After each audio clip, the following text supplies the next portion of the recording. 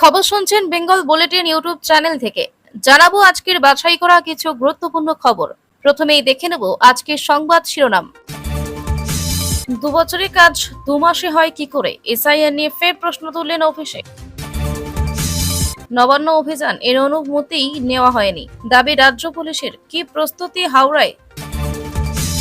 পথ দুর্ঘটনায় যুবকের মৃত্যু ঘিরে রণক্ষেত্র কাকসা, পুলিশের গাড়ি ভাঙচুর, ইটের গায়ে মাথা ফাটল আইসির। শুভেন্দুর পরিবার কোচবিহারে বিজেপি বিধায়কদের উপর হামলা, গাড়ি ভাঙচুর, কাঠগড়ায় টিএমসি। আমেরিকার শুল্কাঘাতের জবাব ভারত দেবে বন্দুক দিয়ে, নয়াদিল্লিতে চলছে ভাবনা চিন্তা।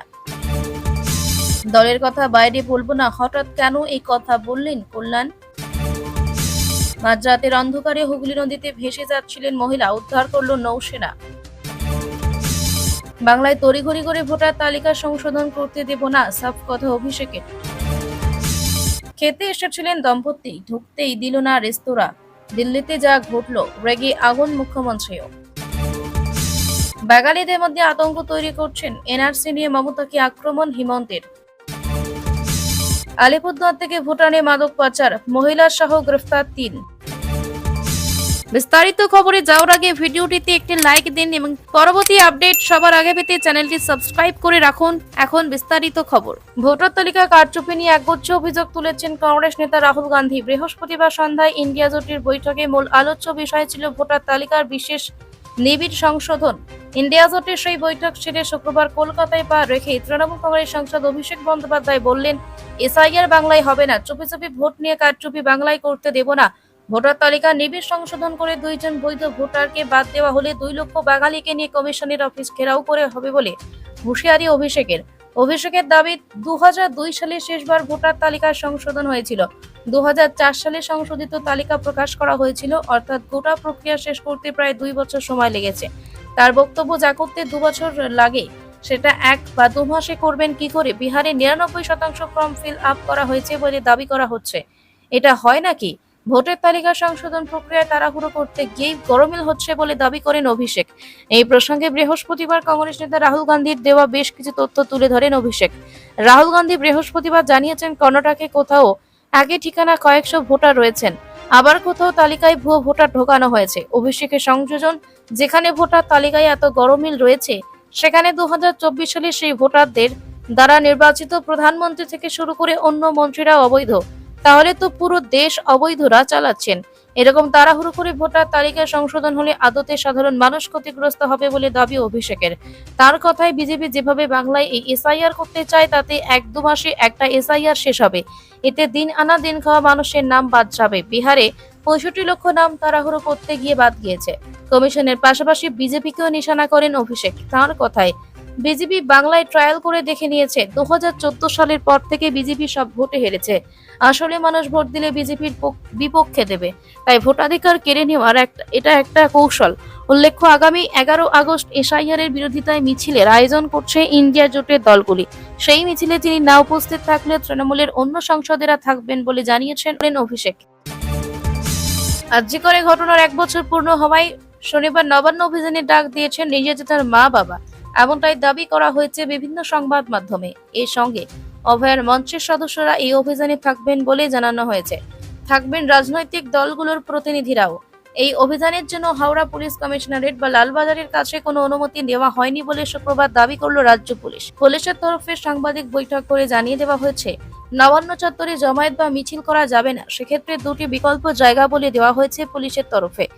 এই সমাবেশ সাঁতরাগাছি বাসস্ট্যান্ড বা রানী রাসমণি অ্যাভিনিউয়ে করা যেতে পারে। রাজ্য পুলিশের এডিজি জাভেদ শামীম জানান, বিভিন্ন সংবাদ মাধ্যম এবং সমাজ মাধ্যম থেকে পাওয়া তথ্য অনুযায়ী শনিবার নবান্ন অভিযান করার ডাক দেওয়ার কথা জানা গিয়েছে, কিন্তু সেই কেউ অনুমতি নেননি। পুলিশের বক্তব্য, নবান্ন সংলগ্ন এলাকায় ভারতীয় ন্যায় বিধি সংকলন বিএনএসএস এর ধারা 163 অনুসারে নিষেধাজ্ঞা জারি করা হয়েছে এবং সেখানে কোনো ধরনের সমাবেশকে বেআইনি বলে গণ্য করা হবে। কলকাতা হাইকোর্ট স্পষ্টভাবে নির্দেশ দিয়েছে, কর্মসূচি শান্তিপূর্ণ হতে হবে এবং পুলিশ, সরকারি কর্তৃপক্ষ বা সরকারি সম্পত্তির কোনো ক্ষতি করা যাবে না। এর আগে পশ্চিমবঙ্গ ছাত্র সমাবেশ নামে একটি সংগঠন এই কর্মসূচি করেছিল। সেই সংগঠনের তরফে পুলিশ যোগাযোগ করে কিন্তু তারা এই কর্মসূচির সঙ্গে যুক্ত নয় বলেই জানিয়েছে। শুক্রবার সন্ধ্যা পর্যন্ত অন্য কোনো সংগঠন এই কর্মসূচির জন্য অনুমতি চায়নি বলে দাবি পুলিশের।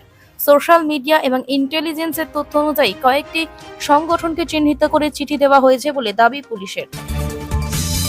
শুক্রবার ট্রাকের জায়গায় পিষ্ট হয়ে এক যুবকের মৃত্যুকে কেন্দ্র করে রীতিমতো রণক্ষেত্র হয়ে উঠল কাকসা ব্লকের শ্রীরামপুর এলাকা। মৃত যুবকের নাম কৃষ্ণবাউরি, বয়স 24। এদিন সকালে সাইকেল নিয়ে কৃষ্ণবাজারে যাচ্ছিলেন। সেই সময় তার সাইকেলের চাকা রাস্তার গর্তে পড়ে যায়। নিয়ন্ত্রণ হারিয়ে তিনি ট্রাকের তলায় চলে আসেন। ট্রাকের চাকাতেই পিষ্ট হয়ে মৃত্যু হয় তারা। স্থানীয়দের দাবি, বালি বোঝাই ছিল ট্রাকটি। ঘটনাস্থলে গিয়ে পুলিশ কৃষ্ণের দেহ ময়না তদন্তের জন্য পাঠানোর চেষ্টা করেছিলেন, কিন্তু দেহ আটকে বিক্ষোভ দেখান স্থানীয়রা। কাকসা থানার আইসির গাড়ি ভাঙচুর করা হয়। পুলিশ কর্মীদের লক্ষ্য করে ইটও ছোড়া হয় বলে অভিযোগ। ঘটনায় মাথা ফাটিয়ে কাকসা থানার আইসির। পরিস্থিতি নিয়ন্ত্রণ করতে ঘটনাস্থলে আসে কমব্যাট ফোর্স।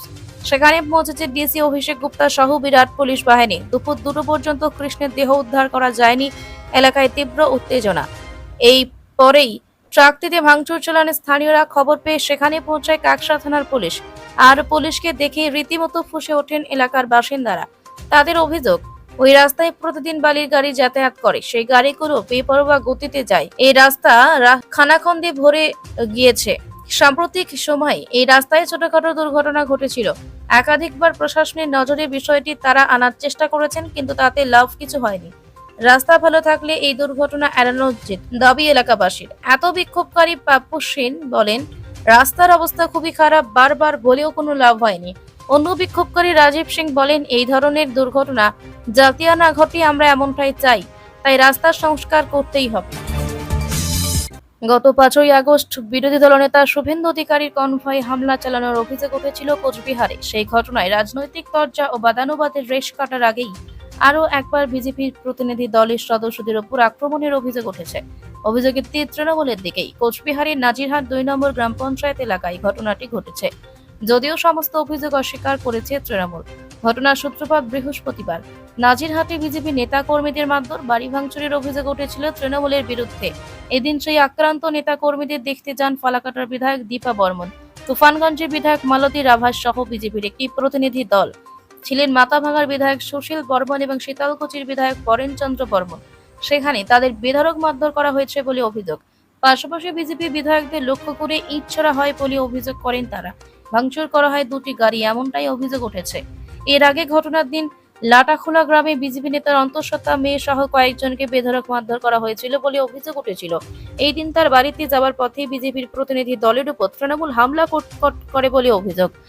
বিজেপি বিধায়ক মালতী রাভা সংবাদ মাধ্যমকে বলেন, তৃণমূলের প্রায় 1000 খানেক মহিলা কর্মী আগে থেকেই সেখানে ছিলেন।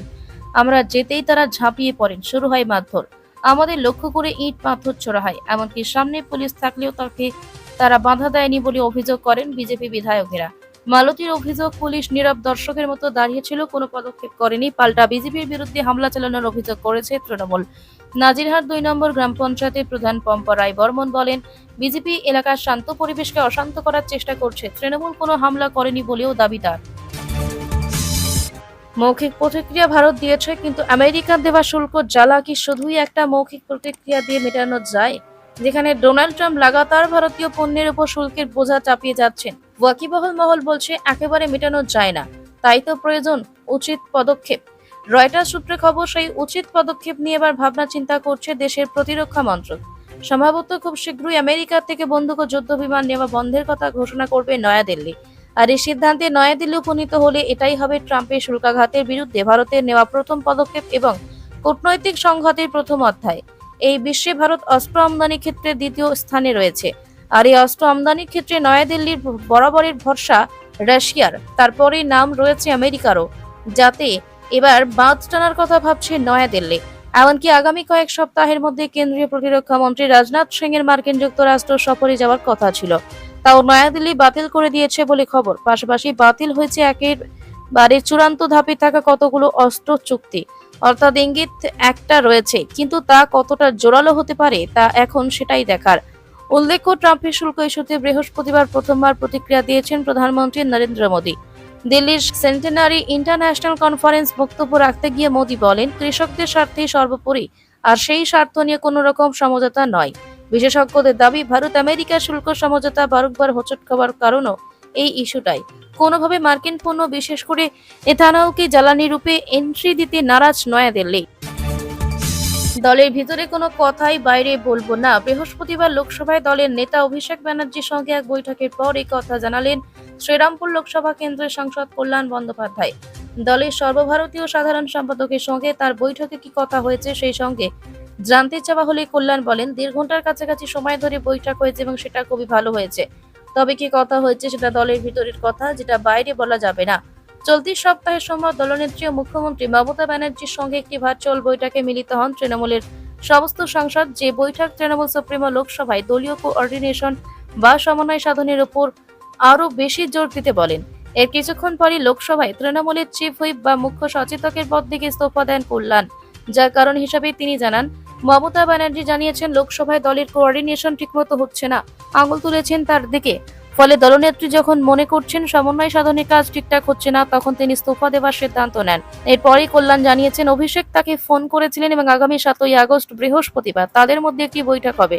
বৃহস্পতিবার সেই বৈঠকেই বসেছিলেন তারা। যদিও ইস্তফার পরে কল্যাণকে ঘিরে তৈরি হতে থাকে একের পর এক জল্পনা। তৃণমূল কংগ্রেসের সঙ্গে তিনি কতদিন আর থাকবেন বা দল ছাড়তে চলেছেন কিনা সেই নিয়ে তৈরি হয় একাধিক গুজব। বিষয়টি আরো বেশি মাত্রা পায় যখন রাজ্যের বিরোধী দলনেতা শুভেন্দু অধিকারী বলেন, রাজ্যে তৃণমূল ক্ষমতায় আসার আগে কল্যাণ তৃণমূলের সঙ্গে আছেন। যদিও সমস্ত ঘটনা বা গুজব উড়িয়ে দিয়ে শ্রীরামপুরের সাংসদ জানান, তিনি প্রয়োজনে রাজনীতি ছেড়ে দেবেন কিন্তু অন্য কোনো দলে যাবেন না। তার কথায়, মমতা ব্যানার্জিকে দেখেই আমি রাজনীতি করি, রাজনৈতিক জীবনের শেষ দিন পর্যন্ত আমি আমার নেত্রী তিনি। কল্যাণ চিফ হুইপ এর পদ থেকে ইস্তফা দেবার পর এই পদে তৃণমূলের দায়িত্ব দিয়েছে দলের আরেক সাংসদ কাকলি ঘোষ দস্তিদারকে।